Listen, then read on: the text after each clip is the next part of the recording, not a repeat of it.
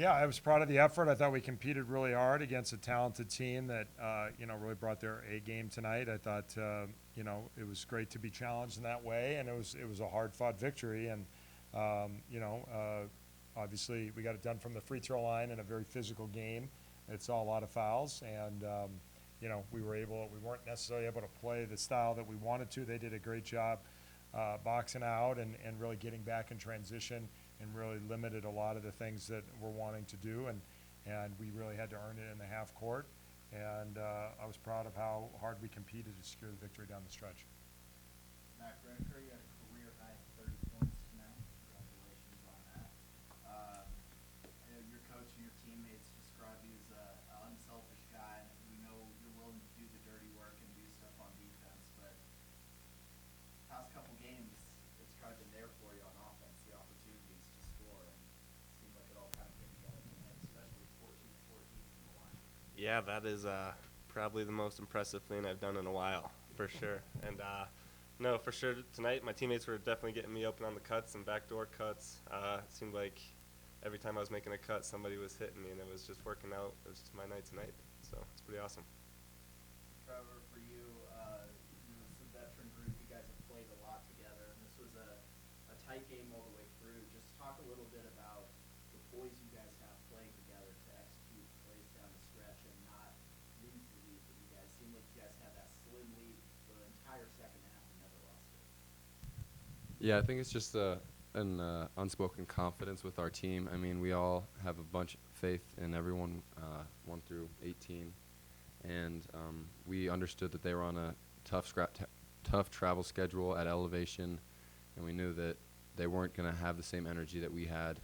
So I think we really just tried to capitalize as much as possible, and I mean they made a bunch of tough shots down the line, and we ended up securing. But it was a really tough game. But yeah, overall played well. Say, Coach, kind of second half, especially, I know before the game, Coach Boucher's like, okay, we're going to take that second half effort. We're going to do it in the first half, and it's just the style they were playing. It was going to be one of those bogged down games. But second half looked like you were able to figure a few things out again. Yeah, I mean, you just got to give them a lot of credit. They're a very athletic team, and they were very disciplined tonight in the way they defended us. And, I thought they did a really good job not only keeping us off the glass, but then, getting out and running as they secured it. And, so they just really challenged us. And the Lone Star teams are very comfortable playing at a fast pace. And, they see it a lot in their league. And so, I just think we're a work in progress, and they're built to defend what we want to be good at. And so, we got to just keep plugging away here. But, the fact of the matter is there are going to be times where you got to be able to play in the half court and win games at both ends of the half court. And so it was great to see us just step up and do that tonight.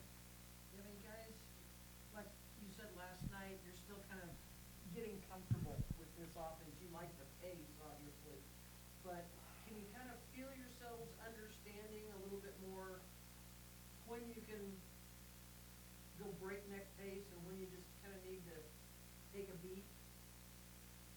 I'd say that I feel like we're getting more comfortable within it, and I feel like one thing that we are pretty comfortable with is just playing with each other. And even though we're going to make mistakes, we all know that everybody's going to get to the next play. I've been really working on just moving on when we make a mistake, in turnovers especially, which we're trying to limit. But I feel like everybody's comfortable playing with everybody, and it's just going to keep working itself out. And by the end, hopefully, by the time playoffs come around, we'll be clicking on all cylinders. Yeah, and I mean I think we're making better decisions. We had 9 turnovers in the first half and then only 5 in the second. And I mean, Coach told us about if we we could take our turnovers down from 18 to 18 to 12, then that's the difference in a lot of ball games. So I thought we did a good job of taking care of the ball, definitely in the second half, not as so much in the first half. But I mean that was something I was trying to focus on because the first 3 games I haven't been happy with the way I've been handling the ball and the amount of pressure, but thought I played a little bit better today on turning the ball over, which was kind of what I was focusing on. And there were times second half, Trevor, where you found a seam and, as soon as you had the ball, everybody in the gym knew he's going to the rim. And was it just a matchup situation that you saw that you could take advantage of? I mean, I noticed there was some space, but I mean, They have the advantage of playing with everyone on the team is that everyone on the court can shoot the ball. And I mean, it's not like you can help off Isaac. I mean, they were denying him the entire game. Same with Reese, same with Elijah. I mean, Mac's been knocking down threes with pull-up threes now.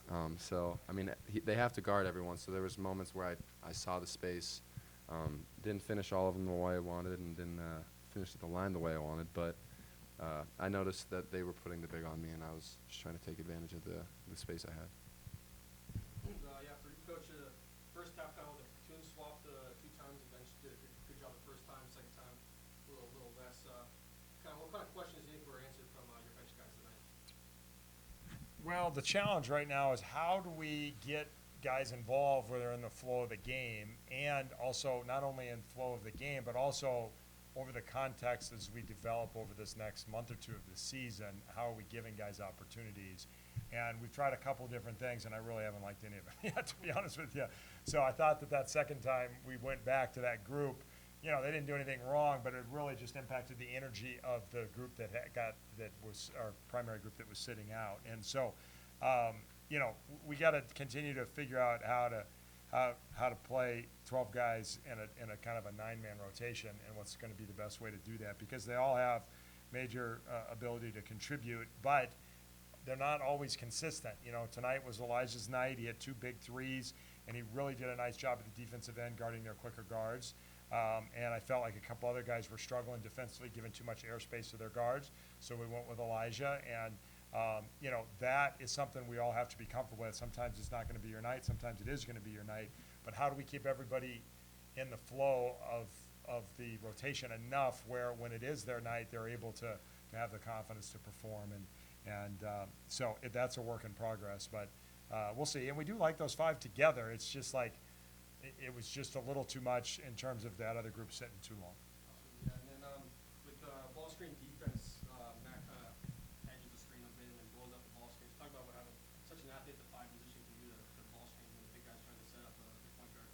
Yeah, he's incredibly disruptive for bigs, and his ability to not only do that, but it's so hard to enter into the low post. Most teams have just stopped trying to throw it in when he's guarding the guy. Guys still do it in practice, and I'm like, why do you even try to throw it in there?